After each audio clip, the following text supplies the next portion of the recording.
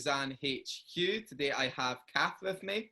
Kath, do our TBLIs have to go out and spend a fortune on software when they start their business?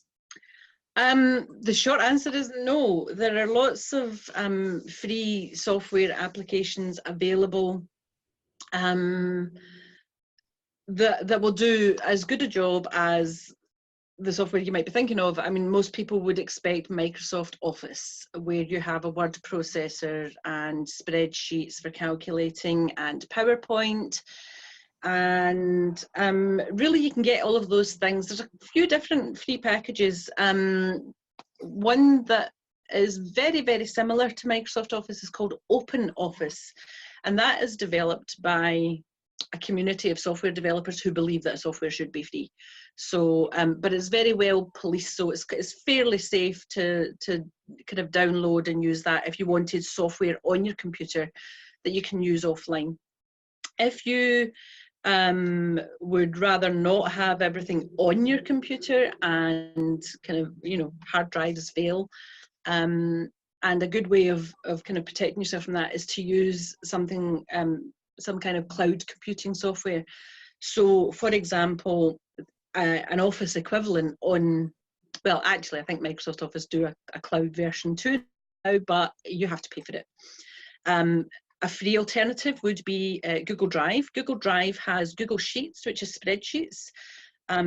It has a word processor called Google Docs. It also has Google Slides for presentations, and you can open PowerPoint presentations. You can open all of the Microsoft Office documents you can open on these free software applications as well. So,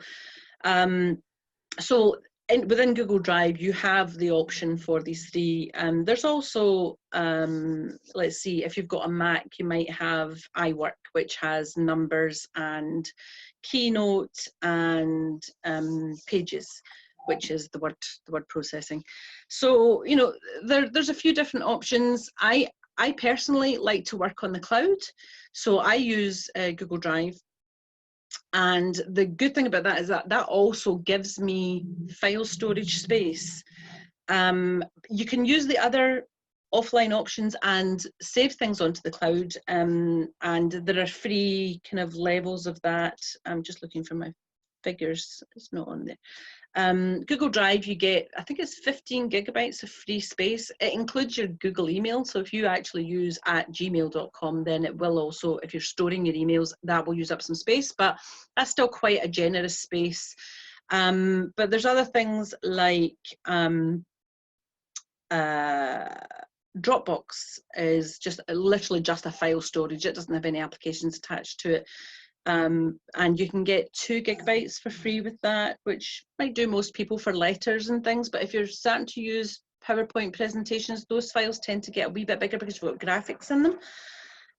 There's Microsoft's own version, which is OneDrive. And again, you're going to have to pay for some of that. I think you can get 2 gigabytes free. And then there's iCloud again, which is another cloud storage option. So, but again, Google Drive, biggest space, and it's free. You just have to, you know, you're giving up a level of privacy, and you know there's considerations about advertising and things that you need to think about. But on the whole, that's fairly reliable, and you can choose to work offline with that as well. So you could work on your laptop, connect to the internet, and it will update your spreadsheet and synchronize with your spreadsheet online. So those would be my free options for Office software. Fantastic. And you've also hit the nail on the head there with, if you're working in the cloud, which you prefer to do, and I definitely prefer to do, you can start something on your laptop and go on the train and use your tablet, and then you're sitting in a restaurant and you can do it on your phone because it's connected to the cloud. It's not on one device, and if you accidentally drop your phone down the toilet, then it's not lost forever. This is very true, and I've done that. I think we all have. Thanks, Kath. Thank you.